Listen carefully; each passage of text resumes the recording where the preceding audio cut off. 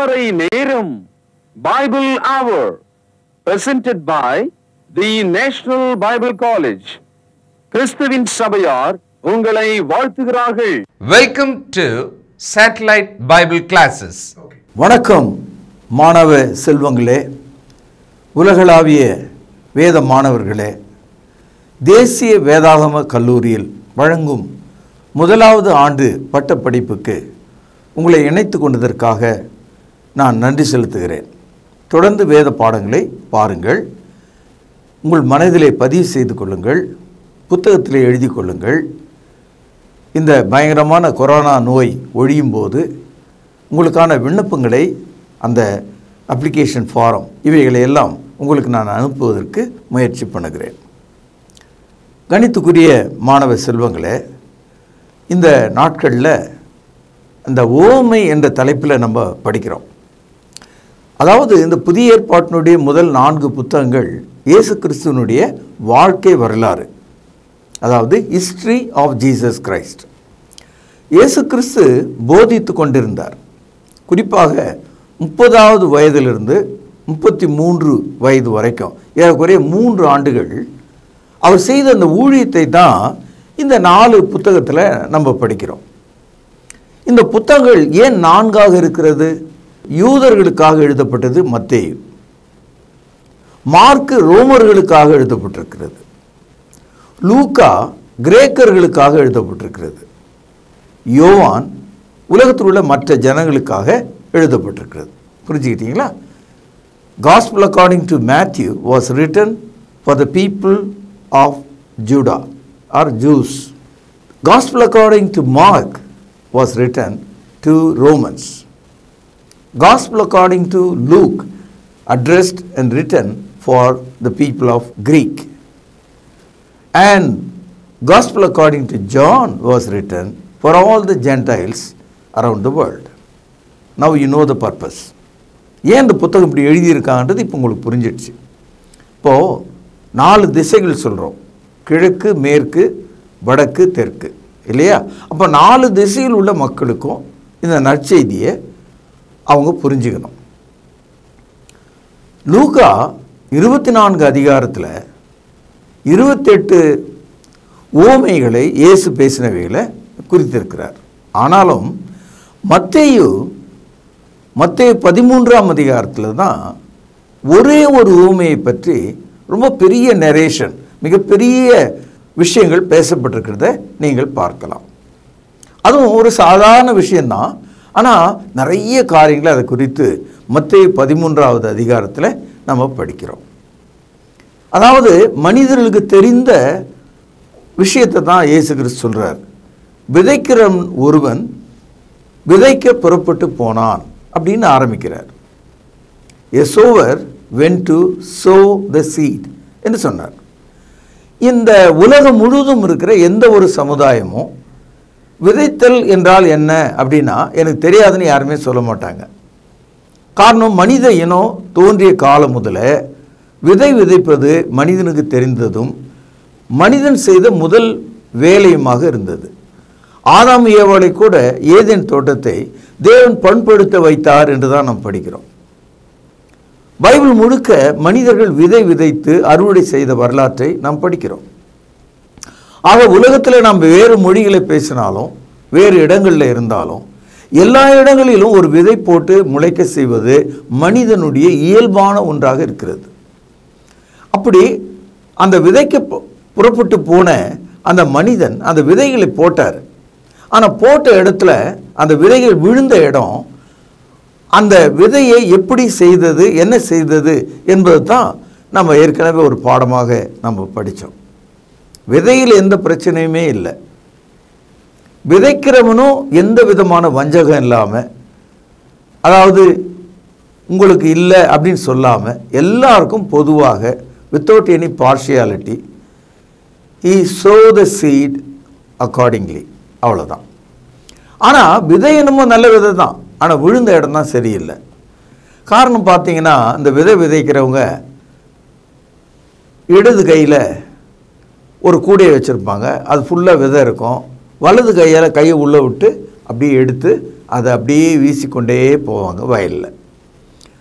அப்படி வீசும்போது சில விதைகள் மனிதர்கள் நடந்து போகிற வயலில் வரப்புன்னு ஒன்று சொல்லுவாங்க, அது மாதிரியான நடந்து போகிற பாதையில் விழுந்துடுது. சில விதைகள் கற்களாக இருக்கிற ஒரு பகுதியில் விழுந்தது. சில விதைகள் முள்ளு முளைக்கிற பகுதியில் போய் விழுந்துடுச்சு. மற்ற விதைகள்லாம் நல்ல நிலத்தில் விழுந்துடுச்சு. இந்த விஷயம் நமக்கு எல்லாருக்குமே புரியுது. ஆனால் இயேசு கிறிஸ்து இந்த விதைகளை பற்றி பேசும்போது வழியருகே விதைக்கப்பட்டதை பறவைகள் எடுத்துக்கொண்டு போனது அப்படின்னு சொன்னார். கற்பாறையின் மேலே விழுந்த விதை ரொம்ப நல்லா முளைச்சது, ஆனால் வேறு விட முடியாமல் போனதுனால அது தீஞ்சு போச்சு. முள்ளுள்ள இடங்களில் விதைக்கப்பட்ட விதை அதுவும் நன்றாக வளர்ந்தது. வளரும்போது வெளியே வர முடியாமல் முள்ளுகள் அதை குத்தி நசுக்கி போட்டது. ஆக இந்த 3 விதைகளும் பயனற்று போயிற்று. நல்ல விதை நல்ல நிலத்தில் விதைக்கப்பட்டது. ஆனால் நல்ல விதைகள் நல்ல நிலத்தில் விதைக்கப்பட்டாலும் பிரச்சனை ஒன்று வந்தது. சில விதைகள் 100, சில விதைகள் 60, சில விதைகள் 30. மாணவர்களே அல்லது மற்றவர்களே, இந்த செய்தி உங்களுக்கு ரொம்ப ஆச்சரியமாக இருக்கும்.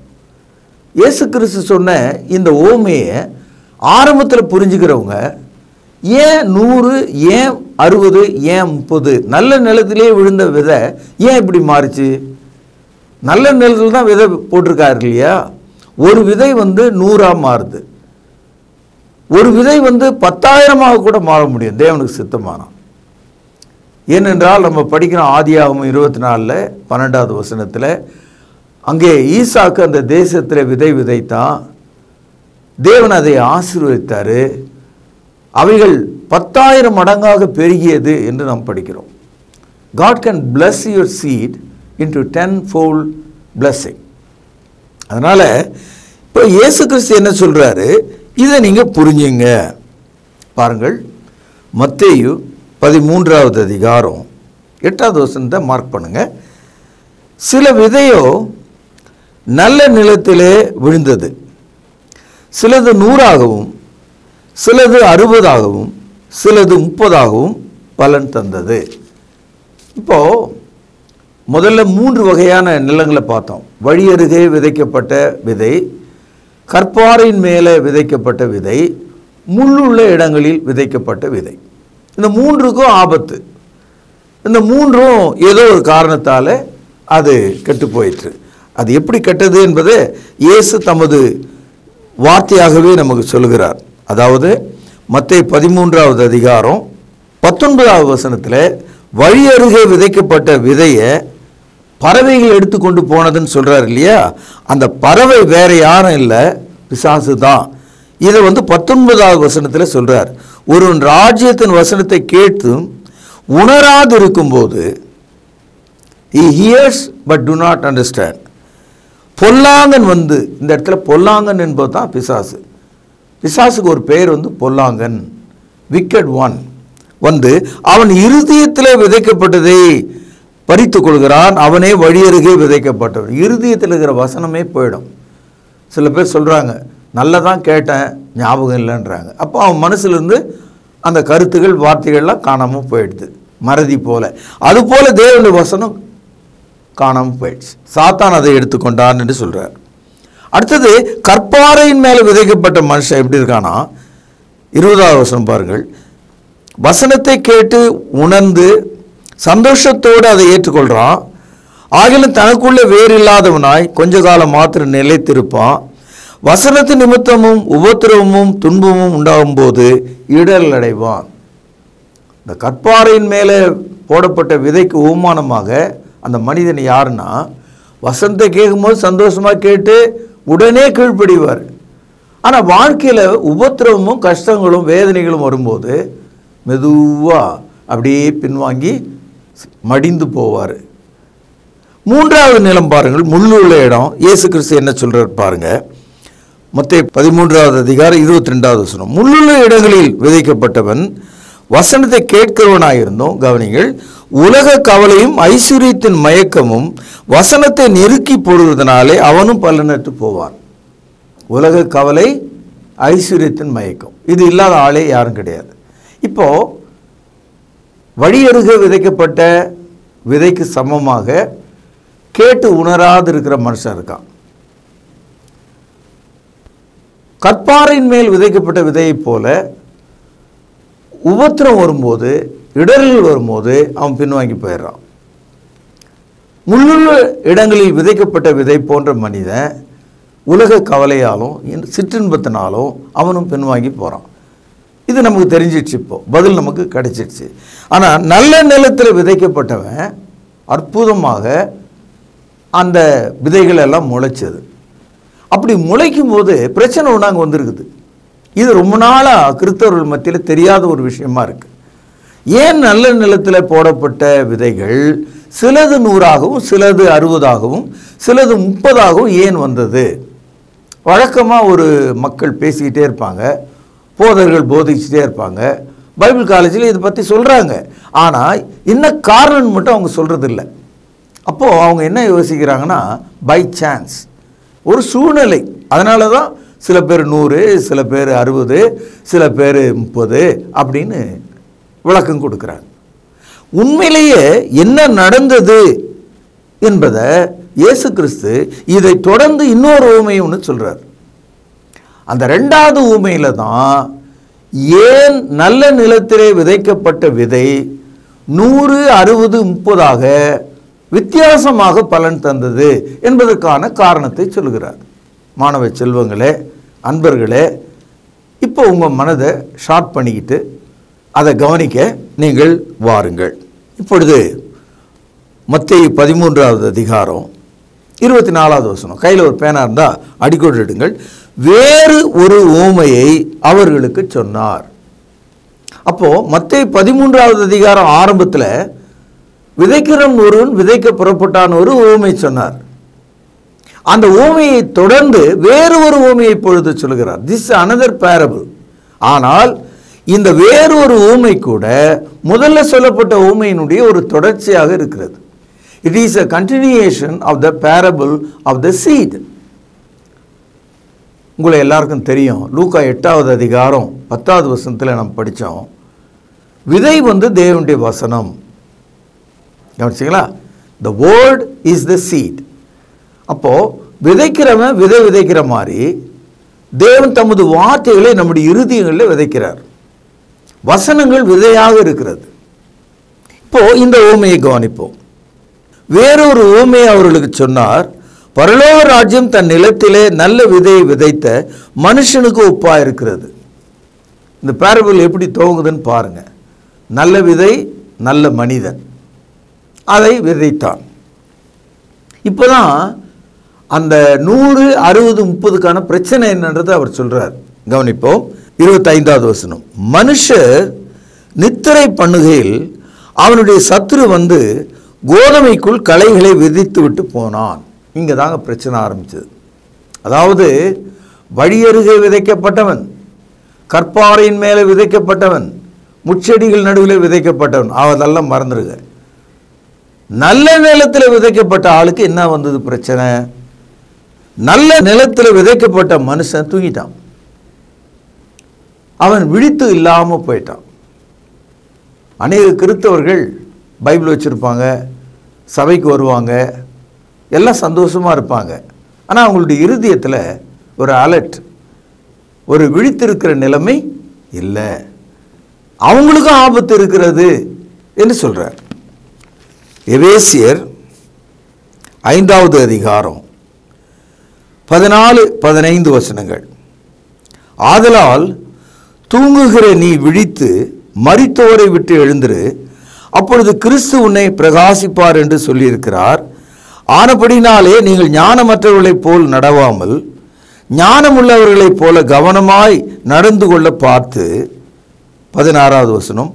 நாட்கள் பொல்லாதவைகளானதால் காலத்தை பிரயோஜனப்படுத்தி கொள்ளுங்கள். இது நல்ல நிலம். ஆனால் நல்ல நிலத்தில் இருக்கிற அந்த மனிதன் தூங்க ஆரம்பிச்சிட்டான். தூங்குகிற மனுஷன் ஞானமற்றவனாக இருக்கிறான். தூங்குகிற மனுஷன் நாட்களை பிரயோஜனப்படுத்தி கொள்ளலை.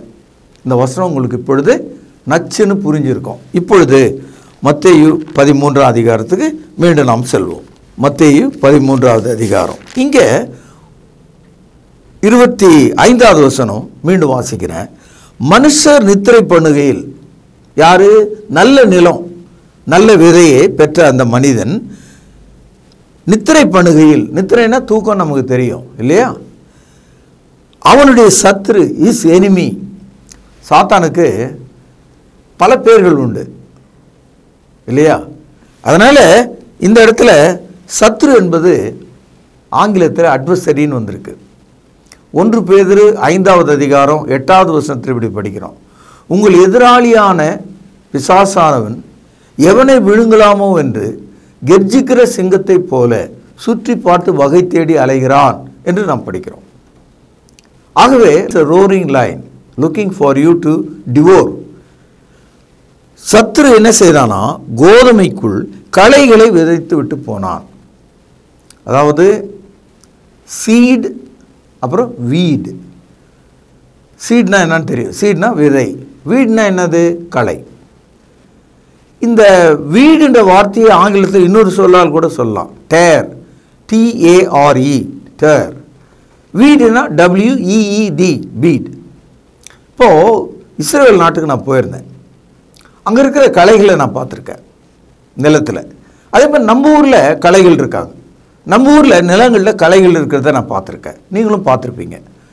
நீங்கள் ஒரு விவசாய குடும்பத்தில் வந்திருந்தால் விதை விதைத்து அதை நெல்லோ கேழ்வரகோ கோதுமையோ அது வளரும்போது அந்த விவசாயி ஒரு குறிப்பிட்ட நாளில் கிராமத்தில் உள்ள ஏழை மக்களை வேலைக்கு அழைத்து ஒரு வேலை கொடுக்குறாங்க.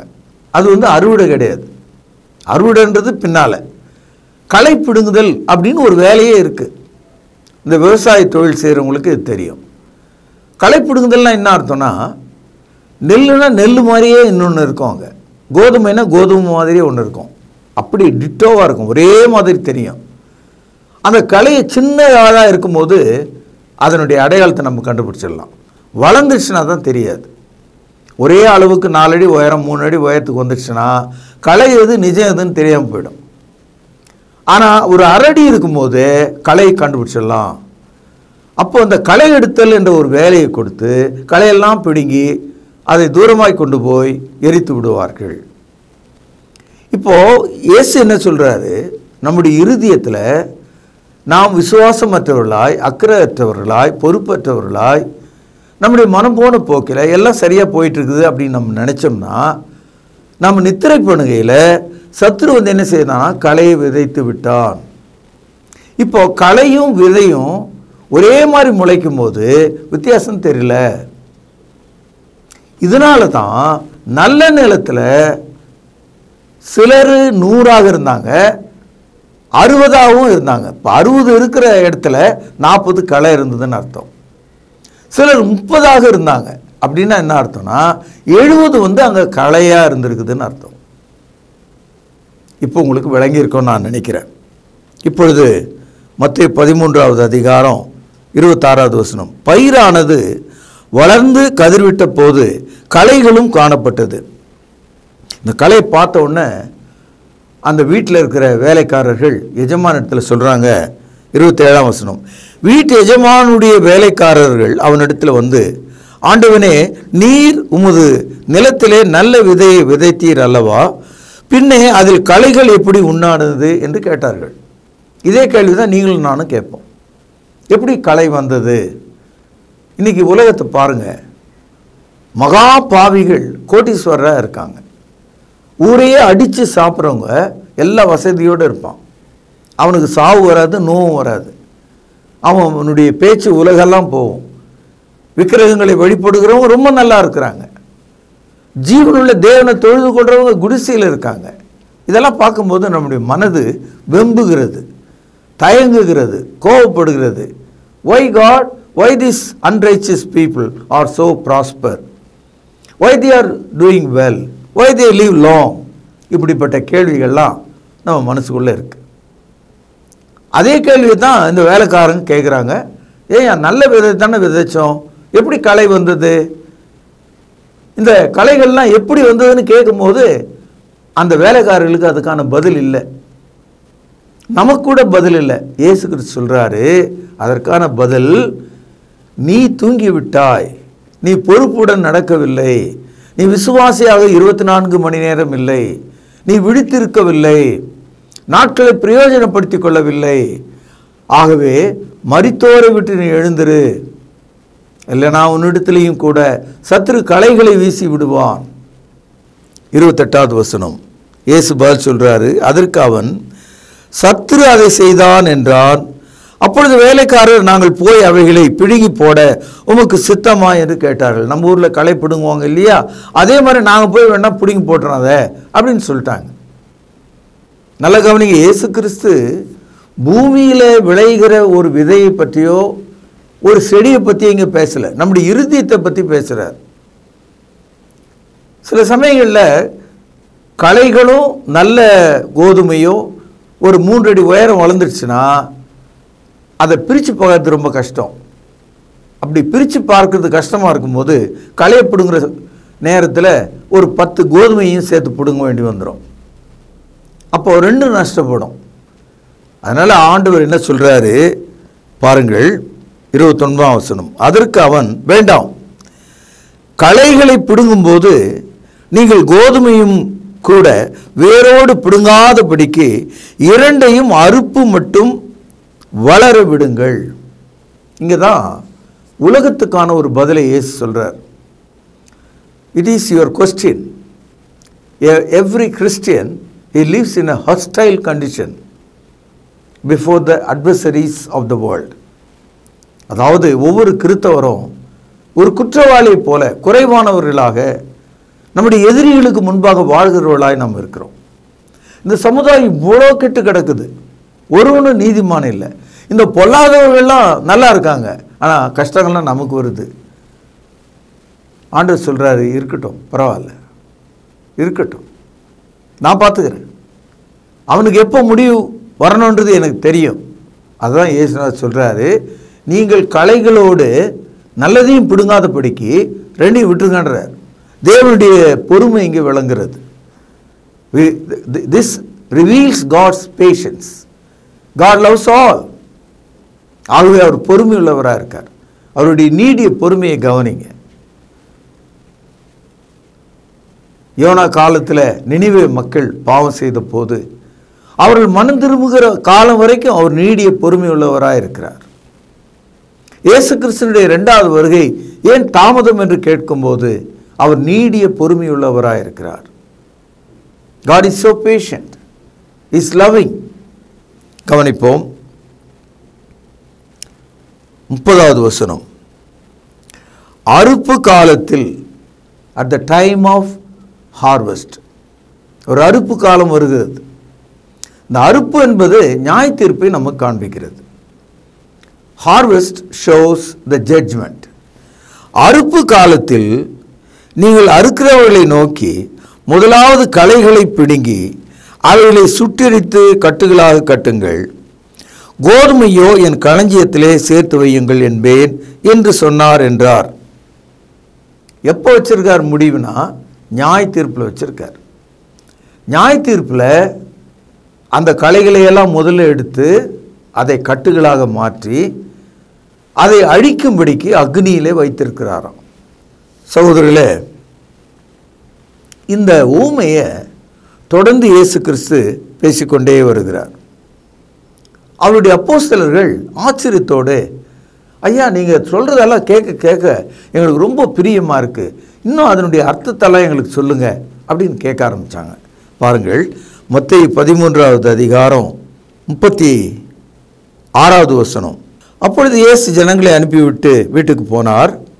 அவருடைய சீஷர்கள் அவரிடத்தில் வந்து நிலத்தின் கலைகளை பற்றிய ஊமையை எங்களுக்கு வெளிப்படுத்த வேண்டும் என்று கேட்டார்கள்.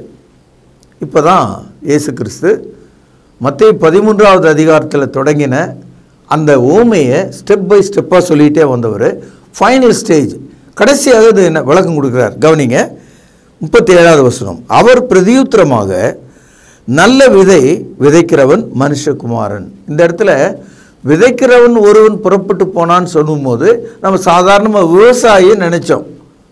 ஆனால் இயேசு தானே அந்த நல்ல விதையை விதைக்கிற விவசாயியாக இருக்கிறார். அவர் தான் விதைக்கிறவராக இருக்கிறார். The Son of Man, he is the sower of the seed. சிலுவை நம்முடைய இருதயங்களில் விதைக்கும் விதையை தேவனால் கொடுக்கப்படுகிறதாக இருக்கிறது. நாம் அந்த சிலுவை மரணத்தை பார்க்கும்போது இயேசுவினுடைய மரணம் நமக்கு ஒரு விதை போல நம்முடைய இருதயங்களில் வருகிறது. கவனிப்போம். அவர் பிரதியுத்தரமாக நல்ல விதையை விதைக்கிறவன் மனுஷகுமாரன்.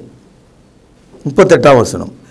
நிலம் உலகம், நல்ல விதை ராஜ்யத்தின் புத்திரர், காளான்கள் பொல்லாங்கனுடைய பிள்ளைகள் அல்லது புத்திரர்.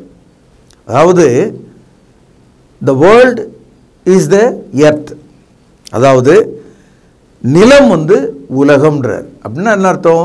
தேவனுடைய மனிதர்களை உருவாக்கக்கூடிய இடம் இந்த உலகம். இந்த உலகத்தில் நல்ல விதையை வாங்கினவங்க தேவனுடைய பிள்ளைகளாக இருக்காங்க. அந்த விதையின்படி நடவாதவங்க சாத்தானுடைய பிள்ளைகளாக இருக்காங்க. களைகள் பொல்லாங்கனுடைய புத்திரர். இதை நீங்கள் பிரித்து பார்த்துக்கணும். Sons of God, sons of Satan, sons of the world, sons of the kingdom. கவனிச்சிங்களா? இப்போ 39ஆம் வசனம். அவைகளை விதைக்கிற சத்துரு பிசாசு, அறுப்பின் உலகத்தின் முடிவு, அறுக்கிறவர்கள் தேவ தூதர்கள். களைகளை எடுத்து கட்டுகளாக்கி அதை தூரப்படுத்துங்கள் என்று ஏன் சொன்னார் இல்லையா? அந்த களைகள் தான் உலகத்தினுடைய முடிவில் தேவ தூதர்கள் அவர்களை அக்னிக்குட்படுத்த போகிறார்கள். பாருங்கள் 39ஆம் வசனம். அவைகளை விதைக்கிற சத்துரு பிசாசு, அறுப்பு உலகத்தின் முடிவு, அறுக்கிறவர்கள் தேவ தூதர்கள். அப்போது இந்த உலகத்தை கடைசி காலத்தில் பிரித்து பார்க்கக்கூடிய அந்த பணிகளை தேவ தூதர்கள் செய்ய போகிறாங்க. மனுஷன் கையில் கொடுத்தா மனுஷன் ஏதாவது ஏமாற்றுவான். நல்லவெல்லாம் கெட்டு போயிடுவான், கெட்டவெல்லாம் நல்லவன் ஆகிடுவான் ஒரே நாளில். அதனால் தேவனுக்கு தெரியும் யாரை அனுப்பணும், நியாய தீர்ப்பை யாரை கொண்டு செய்யணும், அக்னியில் போடுகிற வேலைகளை யார் செய்யணும் என்பதெல்லாம் அவருக்கு தெரியும். So the harvest is going to done by the angels. தேவ தூதர்கள் அறுத்து முடிவை உருவாக்குறவர்களாக இருக்கிறார்கள். 41வது வசனம். ஆதலால் 40வது வசனம். ஆதலால் களைகளை சேர்த்து அக்னியால் சுட்டரிக்கிறது போல இவ்வுலகத்தின் முடிவிலே நடக்கும். மனுஷகுமாரன் தம்முடைய தூதர்களை அனுப்புவார். அவர்கள் அவருடைய ராஜ்யத்தில் இருக்கிற சகல இடர்களையும் அக்கிரமம் செய்கிறவர்களையும் சேர்த்து அவர்களை அக்னி சூளையிலே போடுவார்கள். அழுகையும் பொற்கடிப்பும் உண்டாயிருக்கும். சகோதரர்களே, இந்த ஓமையினுடைய கடைசியை நம்ம பார்க்கிறோம். அதாவது இந்த பாடத்தில் 3 விஷயங்கள் நம்ம கவனித்தோம். நல்ல நிலத்திலேயே 100, 60, 30 என்று பலன் வந்ததுக்கு என்ன காரணம்? 100, 60, 30 என்ற அந்த 3 வகையான விளைச்சல்களுக்கும் ஒரு காரணம் உண்டு. 100 விளைச்சல் உள்ள ஆள் விழித்திருக்கிற மனிதனாக இருந்தான், பக்தி உள்ள மனிதனாக இருந்தான், தன்னை காத்து கொண்டான். ஆனால் 60, 30 உள்ள ஆள் தூங்கிட்டான், காலத்தை பிரயோஜனப்படுத்திக்கல, மரித்தோரோடு தூங்க ஆரம்பித்தான். ஆகவே சத்ருவாகிய பொல்லாதவனாகிய பிசாசு அவருடைய உள்ளத்தில் களைகளை போட்டான். களைகளும் நல்ல விதைகளும் ஒரே மாதிரி தெரிஞ்சதுனால அவர் ரொம்ப ஹாப்பியாக இருந்தார். உலகத்தில் நான் ஒரு கிறிஸ்தவர் தான், ஆனால் கடைசியில் தான் தெரிஞ்சது தான் ஒரு கலை என்பது. களைகள் அங்கே களையப்பட்டது. ஆகவே அன்பு சகோதரர்களே, அன்பு மாணவர்களே, இன்று நாம் கேட்ட இந்த ஊமைகளை பற்றிய விஷயங்களை நல்ல கவனமாக பாருங்கள். நீங்கள் அதை படித்து கொள்ளுங்கள். இதை குறித்து மற்றவர்களோடு பேசுங்க, விவாதம் செய்யுங்கள். கர்த்தர் உங்களை ஆசீர்வதித்து காக்க கடவர். பிரார்த்தனை செய்வோம். நாளை நாம் சந்திப்போம். மகா பரிசுத்த நிறைந்த அன்பான தகப்பனே, இந்த நாளில் மிக உறுதியான தேவ வசனத்தினாலே 100, 60, 30 என்ற நல்ல நிலத்தில் விதைக்கப்பட்ட விதைகள் ஏன் அந்த மாற்றத்தை கண்டது என்ற அந்த ரகசியத்தை நாங்கள் விளங்கி கொண்டோம். ஆண்டவரே, நாங்களும் மரித்தோரோடு தூங்காத படிக்கும் நாட்களை பிரயோஜனப்படுத்திக் கொள்ளவும் ஞானமுள்ள இருதயம் உள்ளவர்களாய் இருக்கவும் எங்களை ஆசீர்வதியும். கேட்ட மக்களை கண்ணோக்கி பாரும். இயேசுவின் நாமத்திலே ஜெபத்தை கேட்டருளும். பரிசுத்தம் நிறைந்த எங்கள் நல்ல பிதாவே, ஆமென். தொடர்பு கொள்ள வேண்டிய முகவரி திருமறை நேரம் 58 சர்ச் தெரு, குமரன் நகர், சென்னை 6,82,000. செல்போன் 9385500882. கர்த்தாவே, தேவர்களில் உமக்குப்பானவர் யார்? வானத்திலும் பூமியிலும் உமக்குப்பானவர் யார்?